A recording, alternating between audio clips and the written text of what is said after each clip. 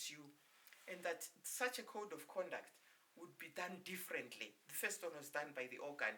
This one would be done at the university. We thought that also Brian Spears would help us with something that has just really disturbed me.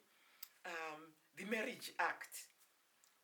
I think what really worries me about all our societies today is that we don't realize that the whole world needs a new narrative about human societies, wherever we are. Zimbabwe needs a new narrative. The world needs, every country needs a new narrative. So I think that the institute, the Gender Institute at MSU, with a very brilliant Professor Irene Muzvidziwa there, she is starting this new Gender Institute. We met her as the National Peace Trust to ask her, what did she have in mind with the Institute? My God, this is 3 days ago. She wants to bring Denzel Kuta's inclusive sports for women to explore, and men. What were the traditional sports like? And we started talking together. Those sports don't exist anymore, but they are done at the grassroots. Every night after people have eaten, washed their dishes, and they are going before they go to sleep. That's a form of exercise as well. The dances we do, the grandmothers have an area where they take the grandchildren and tell the stories of the clan, of the community. Those are the things that in our society will strengthen us, rebrand our identity, and get families stronger. Because one of the worst things that is happening now is the breakdown of the society. And it's reflected in this Section 40, which was thrown out of Parliament without debate in the communities. So one of the things we want Brian Spears to do with us is to just talk about that Section 40 of the Marriages Act. Who brought it on? What was their intention? Let us look at how young women in those small houses, what is it that can be done by society where 55, 56, you were telling me 58% of the population are women. What does the 8% without the 50% of the men do? And Africans had a very good arrangement of polygamy, which of course our dear Cecil John Rhodes just swept aside, and Christianity came in with monogamy, and nobody has had the courage to say, what do we now do? Zimbabweans must just be bold to discuss these things because they help the transition to be smoother. Because the reality is that small houses are there. Tradition had offered one way, Christianity offered another. What are the possibilities for the future? In Western countries, they're doing artificial intelligence. I'm told it will do all sorts of things, and that we've been surpassed.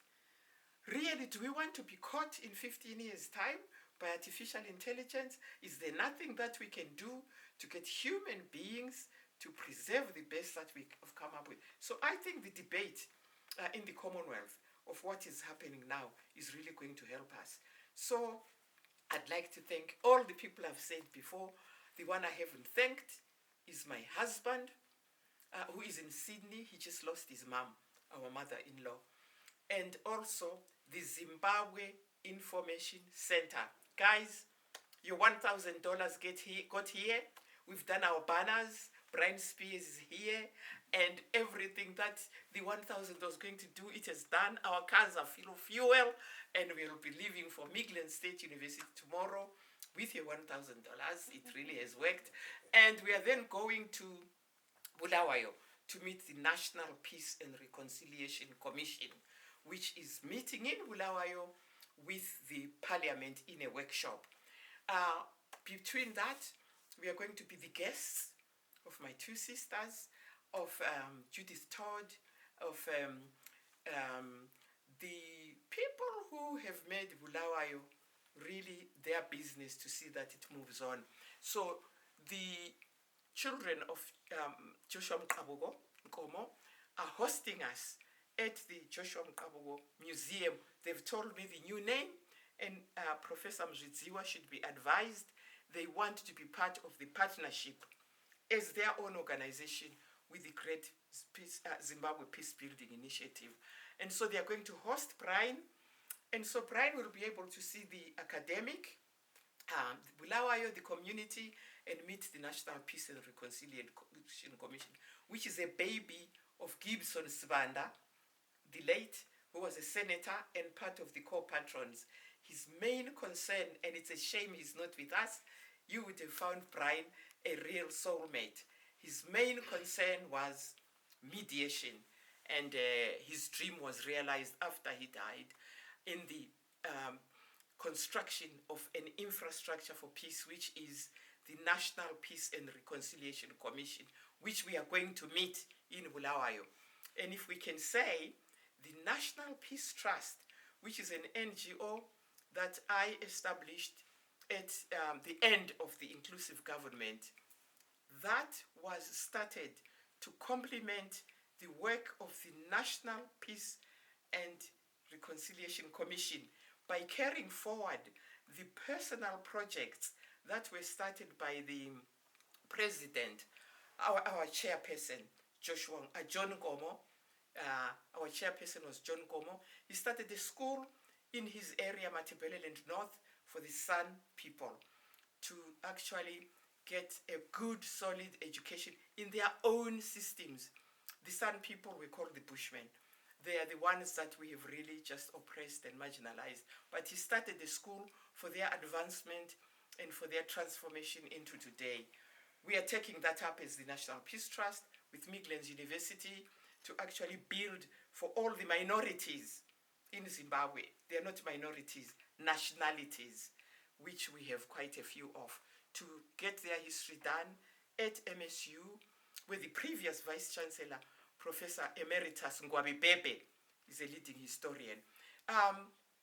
He also started the history project to actually get all communities in Zimbabwe to look at their mother's history, their father's history, as a way of consolidating the oneness of humanity. In Zimbabwe, most people are related. So I really don't ever understand the quarreling, the hate, because anytime people are attacking the president, for example, I ask them, now, where are you from? And then they find they're related to him. So I said, now, in that case, don't you think you should be talking to him to advise him on how you think you should be moving? Oh, we will see. Zimbabweans just need to understand they are one. Now, my own project during the inclusive government was just that peace studies degree at MSU.